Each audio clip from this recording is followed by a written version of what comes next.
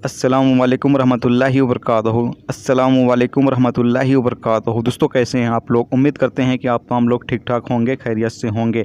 आज की वीडियो में हम कुवैत की कुछ बड़ी और इम्पोर्टेंट खबरें जो आ रही हैं वो आप लोगों के साथ शेयर करने वाले हैं। तो अगर आप कुवैत में रहते हैं, कुवैत के हालात वाक़यात से बाखबर रहना चाहते हैं तो इस वीडियो को आप शुरू से लेकर आखिर तक ज़रूर देखें, क्योंकि ये वीडियो आप लोगों के लिए काफ़ी ज़्यादा बड़ी और इम्पोर्टेंट होने वाली है। पहली अपडेट ये है कि कोरोना इमरजेंसी कमेटी ने प्राइवेट हॉस्पिटल और जो प्राइवेट क्लिनिक सेक्टर हैं उसमें नए वर्कर के लिए एंट्री वीज़ा जारी करने की मंजूरी दे दी है। जी हाँ दोस्तों, प्राइवेट जो हॉस्पिटल हैं या फिर प्राइवेट जो क्लिनिक वगैरह हैं उसमें अगर वर्कर की ज़रूरत है तो वो लोग एंट्री वीज़ा जारी कर सकते हैं और नए वर्कर को कुवैत लेकर आ सकते हैं। इस बात की मंजूरी जो है वो कोरोना इमरजेंसी कमेटी जो कुवैत की है उसने मंजूरी दे दी है।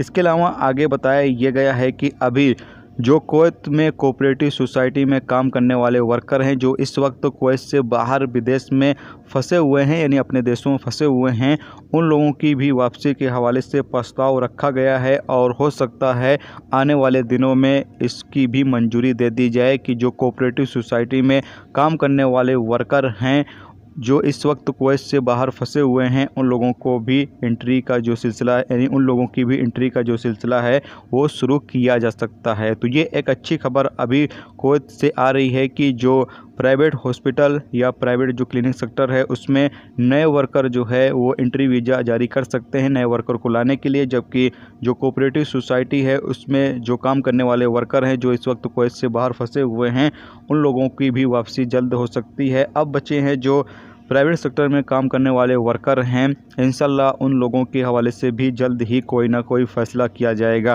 तो जैसे ही कोई अपडेट आती है वो आप लोगों के साथ शेयर ज़रूर करेंगे। फ़िलहाल ये उम्मीद है कि जल्द ही कोई सरकार जो 18 नंबर वीज़ा वाले हैं या फिर जो डोमेस्टिक वर्कर हैं उन लोगों के हवाले से भी जल्द ही कोई ना कोई फ़ैसला जारी करेगी। डोमेस्टिक वर्कर तो फ़िलहाल आ रहे हैं और अभी इंडिया और नेपाल वगैरह से इसलिए नहीं आ पा रहे हैं क्योंकि इन देशों में कोरोना वायरस के केस ज़्यादा हैं, जिसकी वजह से कुवैत सरकार ने पाबंदी लगा रखी है। जैसे ही केस कम होते हैं तो डोमेस्टिक वर्करों का जो सिलसिला है वो कुवैत में आना शुरू हो जाएगा। लेकिन बचेंगे 18 नंबर वाले, तो इंशाल्लाह उनकी भी अपडेट उम्मीद है कि जल्द ही जारी हो सकती है। तो जैसे ही कोई अपडेट आती है वो आप लोगों के साथ शेयर जरूर करेंगे। फ़िलहाल ये एक लेटेस्ट अपडेट थी जो आप लोगों के साथ शेयर कर दी गई है।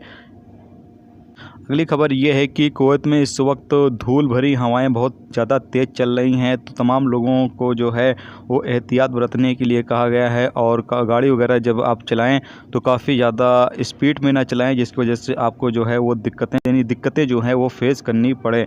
तो ये थी दोस्तों कुवैत की कुछ बड़ी और इम्पोर्टेंट खबरें जो आप लोगों के साथ शेयर की गई। तो उम्मीद करता हूँ ये वीडियो आपको पसंद आई होगी। पसंद आई वीडियो को लाइक और शेयर जरूर